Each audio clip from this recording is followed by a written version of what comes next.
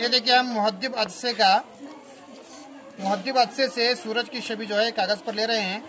अब देखते हैं कि कागज किस तरह जलता है।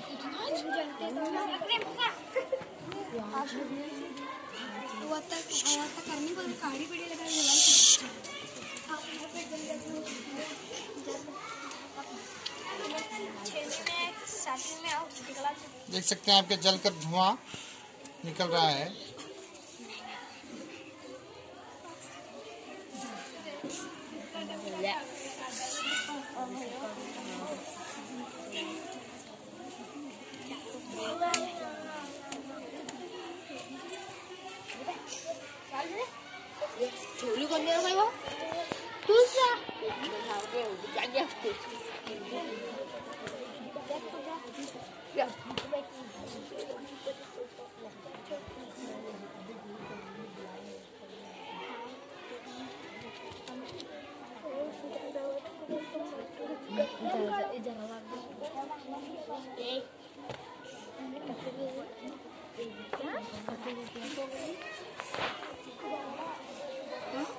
जल चुका है।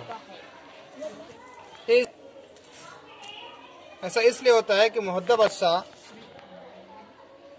सूरज की शुआओं को एक जगह मरकूज करता है। इससे उसकी हकीकी छवि भी बनती है। क्योंकि सूरज की रोशनी बहुत तेज होती है तो उसकी छवि भी क्या है, बहुत तेज होती है और कागज को जो है वो जला कर देते हैं। देखिए आप इस तरह धुआं निकलता है।